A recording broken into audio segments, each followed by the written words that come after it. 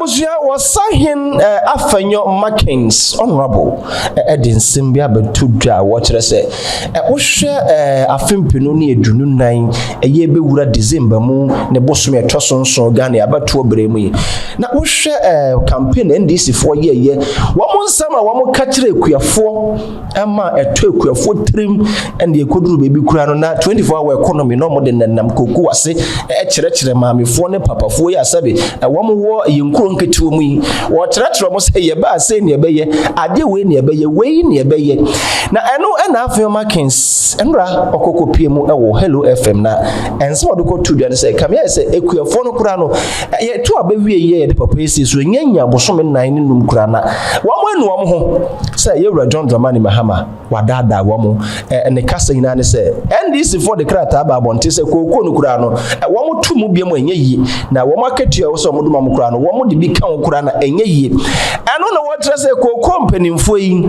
edi ya wo mu na emfie nan so de me ka kire wo say be tese beche papa Afenyo Markins etre say ye wura John Dramani Mahama mpanimfo say ano a ye de bobe senye sa no na na editua wama kokko ekuafo tuedwajo kire say akonya wo mo de ma no pene vima wo mo de shemu say papa we de wo ba ekuafo be didi no kamia say wanye ne sa mfa mo wo eno ntino wo mo wura ho yentie osahen honorable Afenyo Markins na honorable Afenyo Markin abana minority leader aha na nidi no sese asesa wo ye osahene Afenyo Markin aha dia na mahwedi ni eye osahene Afenyo Markin mighty minority leader MP for Ifutu na ye no we de honorable memo akwabo Kwame Pocho or there qualifies way dear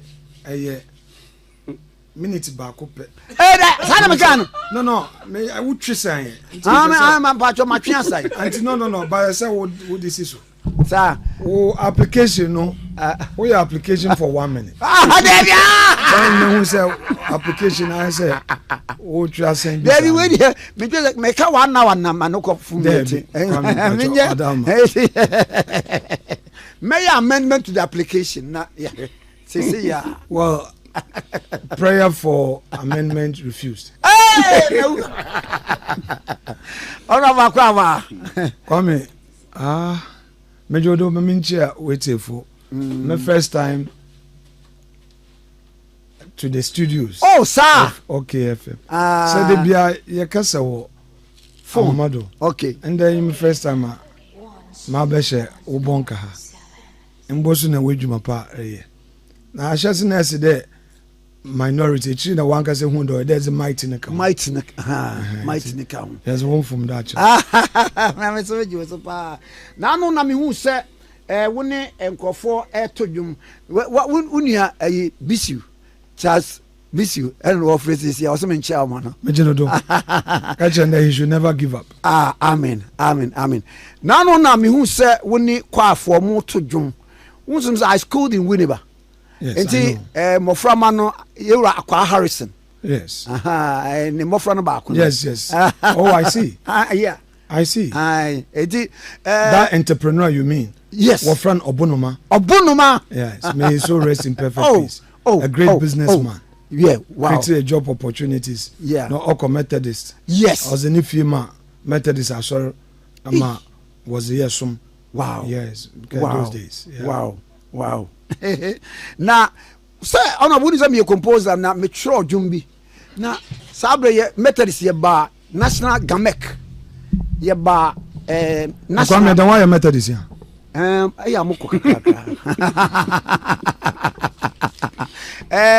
Methodist was a damn ashas not to the market say we.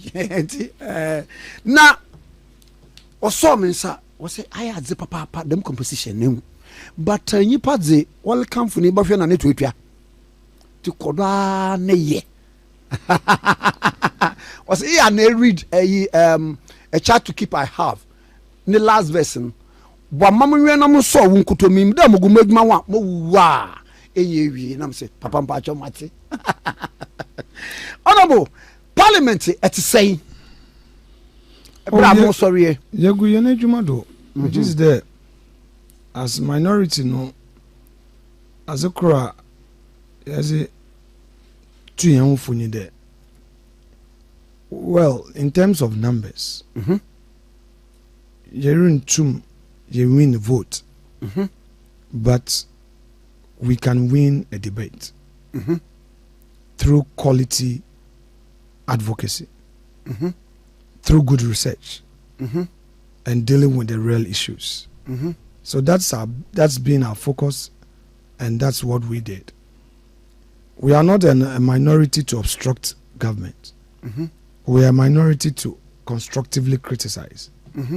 Because a minority or opposition party is always a government in waiting. Sure. So if you obstruct and you also get the power, you get obstructed. That is not our objective. Our objective is to hold their feet to the fire and hold the government accountable. We are also not against government accountability intention or whatever. What we call on government to do in there, we make sure that Imbra iye juma. I think so far, yaye za order you to me or your omanana or the wotum wajage. Now quickly, bibi to say gold board bill na buy no. Me say we move vote no as a minority for no sorry free ho. Na you say abey act. Nana die nana ewo mu pa na. Well, yeah, tumu the gold board no. Oyaza obe promote galamsey. Sure. Aben botuma kado our good intentions. But for me and for us as a caucus, in them, well, yeah, you introduce a lot of amendments to the bill. Odu baby no yenuanum no woteyen. Odu ni baby no so you catch on the look. There should be broader consultation. But they wanted to rush it through. Into Besha and the funnel, and some kra ne bi ankoye. And yeah, sorry. We felt that a broader consultation to address some additional concerns would have helped.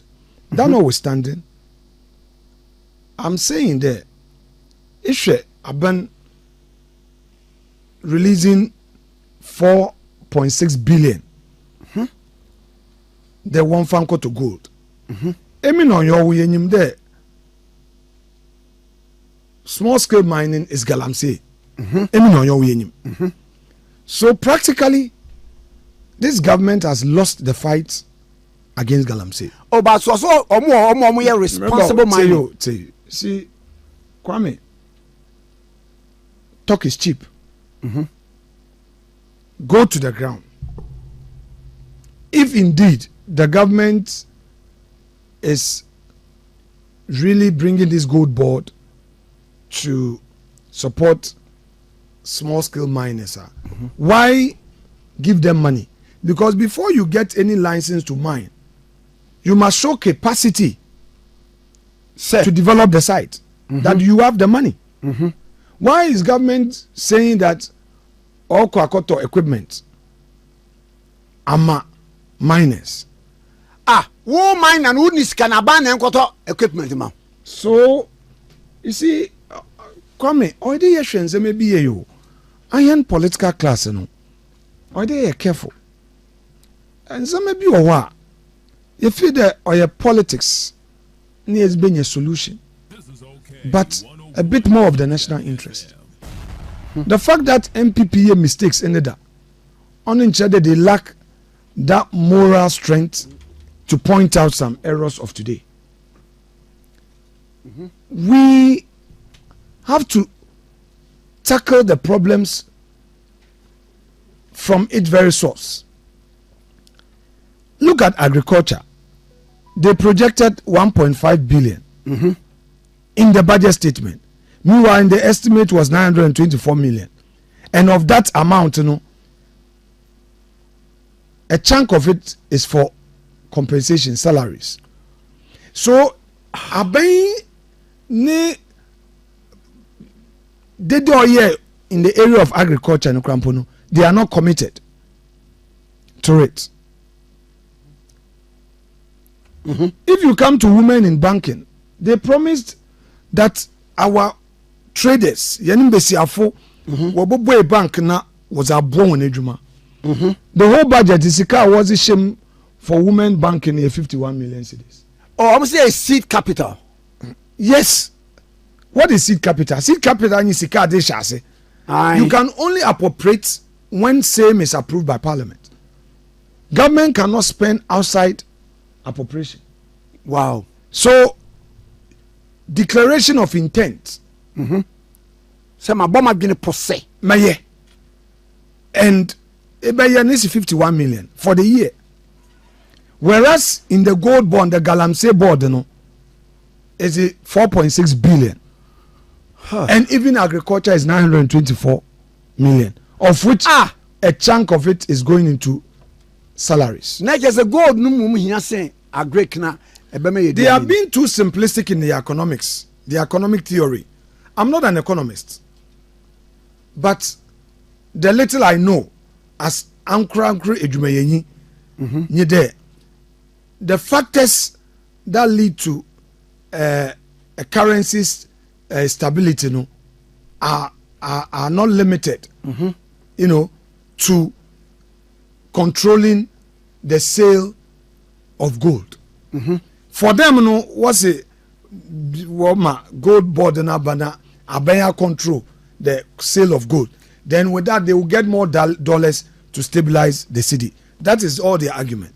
Oh, forgetting the agriculture is critical, and if you have a good agriculture policy where you support farmers to grow, to feed the economy, there will be surplus to export. And that in itself, is a major intervention to stabilize your economy and your currency. So the agriculture thing are working is zero. Then on the issue of 24-hour economy, President Oba Parliament during the State of the Nation, Oba Ketchaya there say Dr. Forson or this budget in the 24-hour economy policy will be in. Dr. Forson saw the budget also 24-hour economy it will be discussed later. Question: you promise Ghanaians that you will introduce 1 job 3 shifts. Oh, the Asempa Nabo. 1 job 3 shifts. This is a fundamental policy to be considered in your first budget. Why then when Akufo-Addo promised free SHS? In the very first budget of Akufo-Addo, we saw the free SHS. This was their flagship program. We're promising. Now the 24-hour economy is not part of the 2024 budget, 25 budget. In any event, the kitty of the nation, or mine coffers. They have not said so. Okay. But 24-hour economy, it's amount to creating incentive for private sector so that the private sector can increase production and employ more. That is what all about. That is, if you are saying that you want to create 1 job 3 shifts, what you are saying is Anche, despite you would give incentive, electricity, equipment that are imported, tax-free, and other factors that affect Monejumano, government would give incentives. And through the incentives, you would save money to use that savings to employ more, and to increase production. But if you bring your first budget and we don't find it, what it means that Adaadaa and Krofo, that was means that I want to now look at the 1D 1F policy I cancel it. Ask yourself, Kwame, what is there for the private sector in this government today? What is there for the entrepreneur? So we have a problem. We have a problem. I'm not saying that the government should do magic, but through the policy of government, we will know the direction it is going. Look, they said that there were nuisance taxes and levies at the port. Sure. So they were going to introduce some incentives. And so far, It's only the e-levy that they have abolished. But the port. Thank you. But the taxes imposed on importers are still there. The levies are still there. They didn't remove them. In fact, some of the taxes in Mpuna, levies not expired this year. No, they have extended it to 2028. It's in the budget. They brought a bill to amend the existing tax law to extend the levies to 2028. Special import levy or something. Yes, to 2028. So this government really deceived the people of Ghana. But with time, we'll see their true colors in the fullest. Okay. Me too. Into Munko Aboso Kai, into Munko magazine, na nko promise nkrofo de eba spare part na we import ban e bet to tax no do only for you to come and you do nothing in your maiden budget. Women in banking, you only give them 51 million. The 24-hour economy, you don't even talk about it in your maiden budget. Kwame, what I'm saying there, a major interventions are flagship, yaka flagship, as are other than Krofo Wano, and Krofo expect. The abenfo fraba, Akufo-Addo Nimfia Watcheno, ebi asin to be obey, Ghana fu wobuefu. But necessary allowance, no need teacher training allowance, and say, mechanizing in your befa controller. No, please. These are existing policies. We are talking about something new. New, okay. Do something new for Ghanaians. NDC, do something new for Ghana. Do something new for Ghana. Do something new. But that masa. Me too, Papa. Mobile must reset. Must all zaye no on ye. What's it to mama on? Do something new. Ask yourself, is there anything new in this government? Agro bossa ofianopa. Agro oboso ofianopa. Kwame Nkrumah wara ewo kroma. Maybe the newest thing we are finding in Ghana is the construction of the Chain Homes Road. That is the only road that I have seen as a new initiative. Ekwena oko Chain Homes no pe. The only say eko mampani eho. Enti say etimi bo ho ban say mo trouble. Kwame. Afenyo. Facts are sacred. You've put it out. Yeah. Until what bo man pay no banewa. I say bo. Okay. So mine. Okay.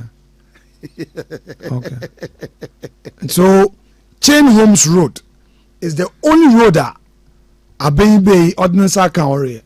Say a hono befa ho mo.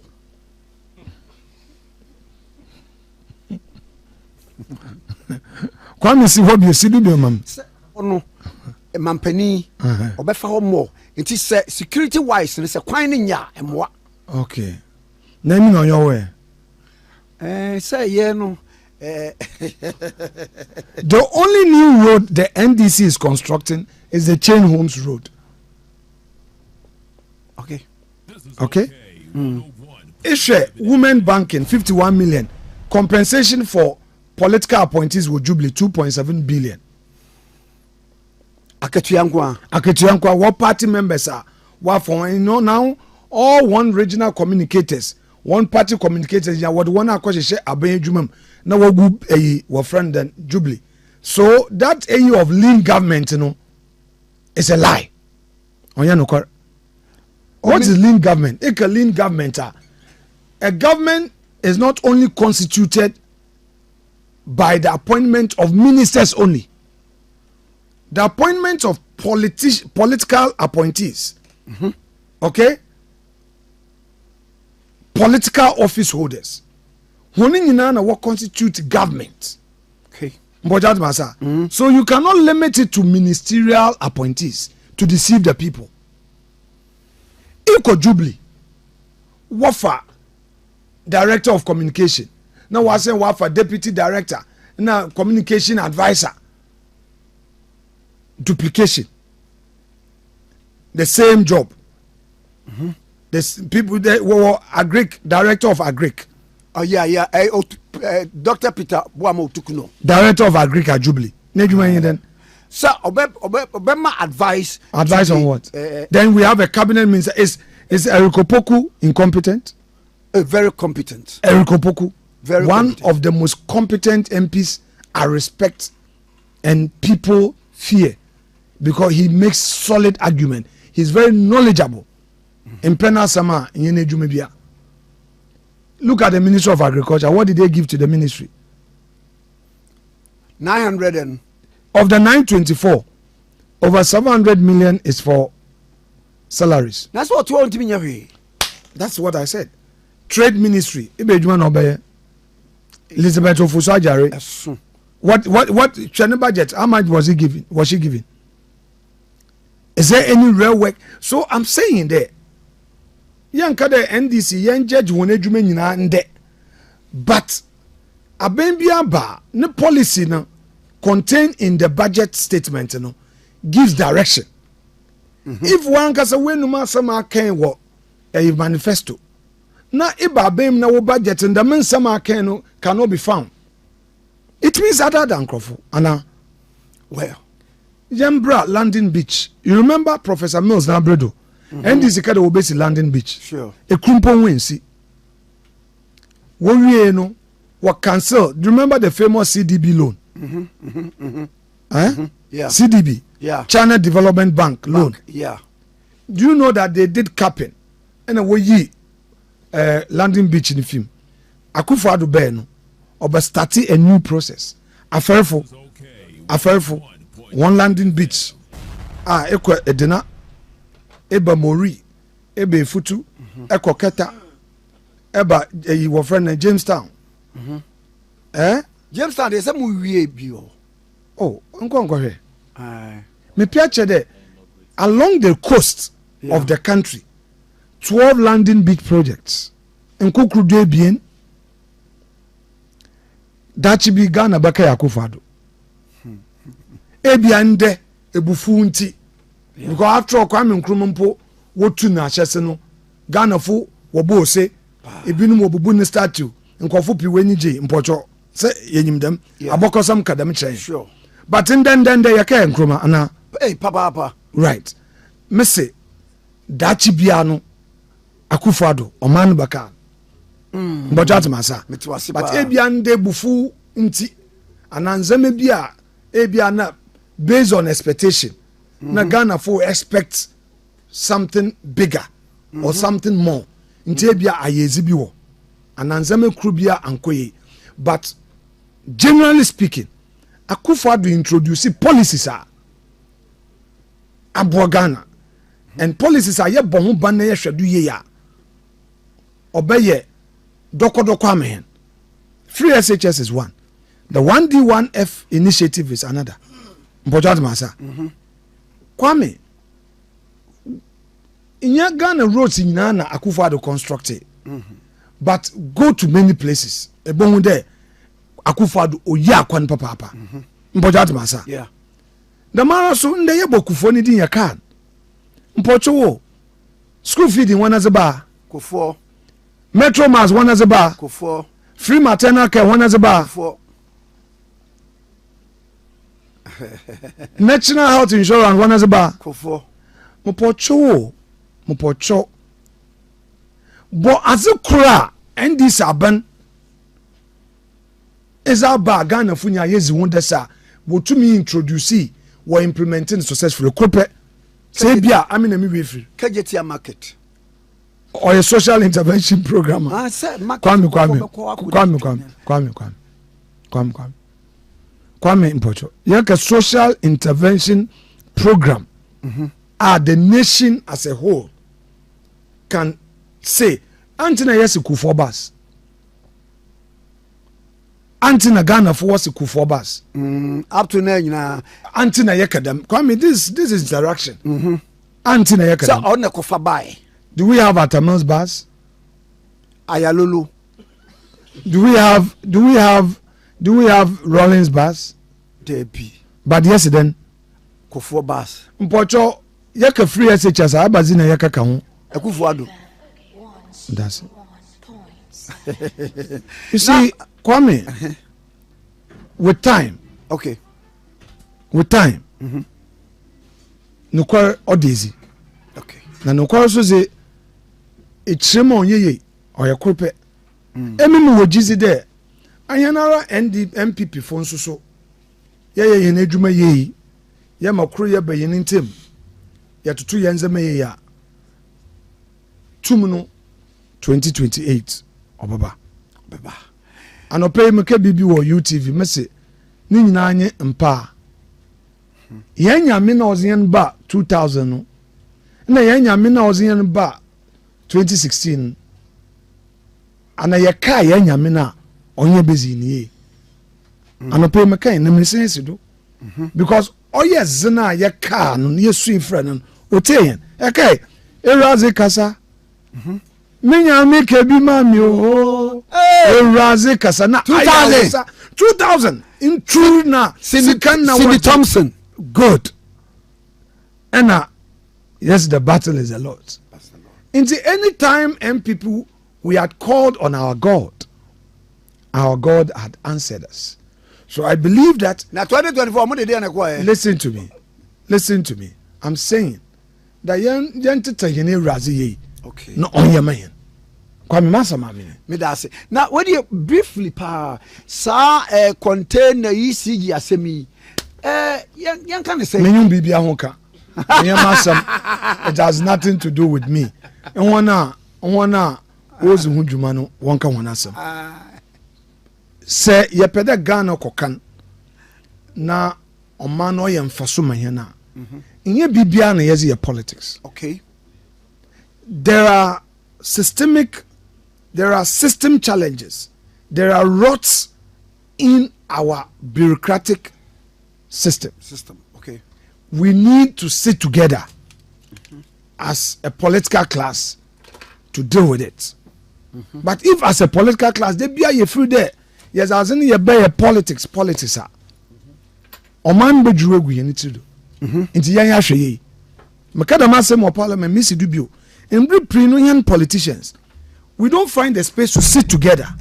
Okay. MPP, NDC, Damazi, Oyeseto, Yenshane Yenkyo. But Assembly Bar, we are quick to say, let's nail this person. Let's hang it on this person's neck. Nayan partisan. You will finish attacking, then the problem is there. Mbojat Masa. Mitio, papa.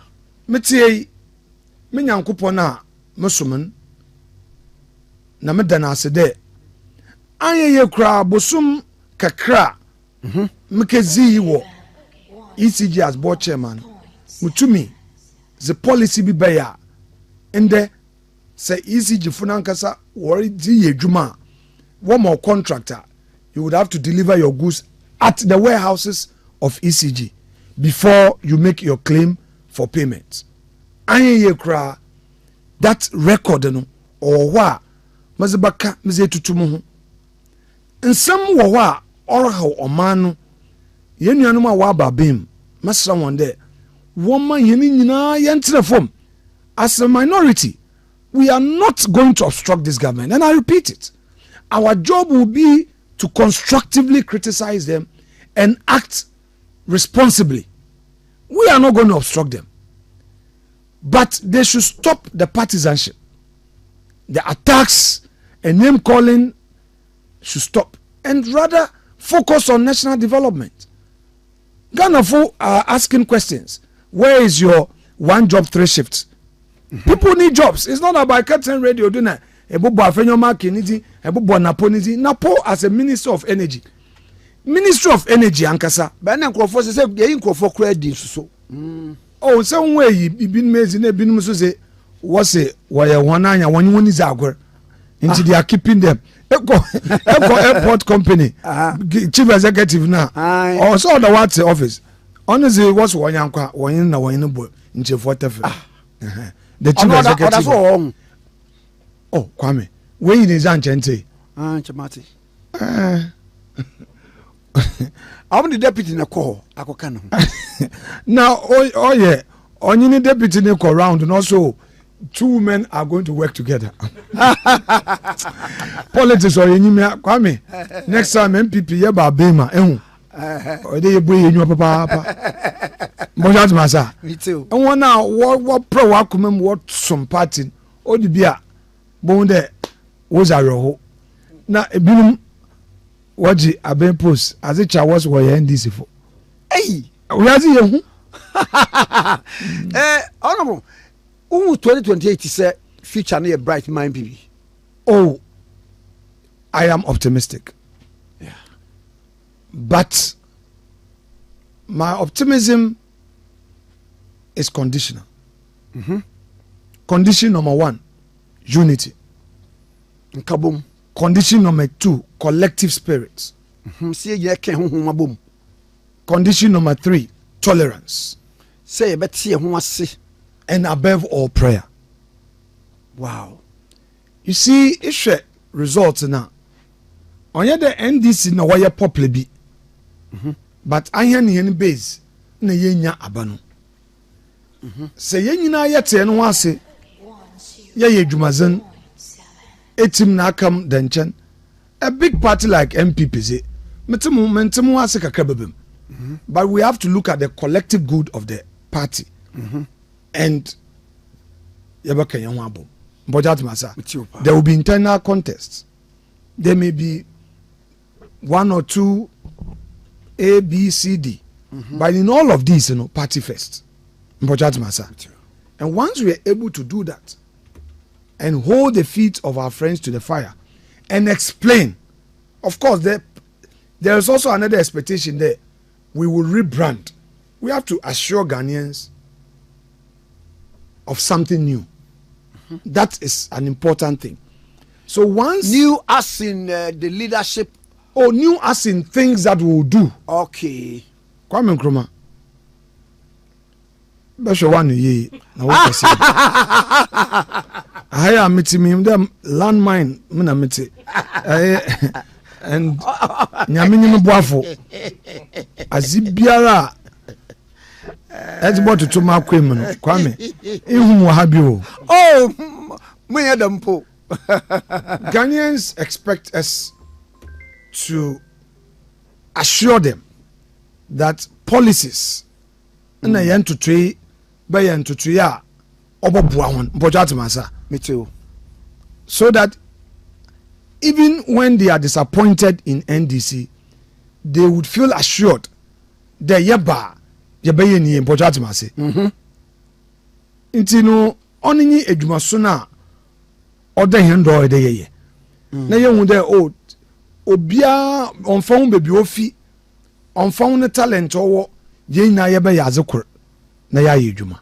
Kwame Mizbesia na madawase. Beso me da se pa yebe sepebre na ye ono ye say ya woni bre na afa ya be ye 1-on-1 pa na sada no nsembesi Abuza wachirasi ya no beko saka se uko iyase ya na womutai kapa ubetuna maame bi wusu enu na mre bi obi baye bi fada Bernard no koton na yuso na nke wose wo modne toa so entinya amane sa wachirasi ya no beko no side da funu enya agudi enya ndro na yewra dondro mane Mahama sibia wo ma Ghana fo enya hwehim ede to aba no bum bum bum bum great temple obeshira be bum bum wo mo shira obum ede ma wo a wama wo mo nsesi fom bo so me nan kura ye nyaye no watrasa wanhwe afempiro ne edunu wotwe de mabokwan de amen pipi amen yoku no mabokwan de am wo mo ade no mo ayefo de am wo mo na mo nhwe na mo ntoto mo nyome ya Afenyo Markin se dresse bia mo se hye bona asamba ko osan kan se 24-hour economy kwenkwen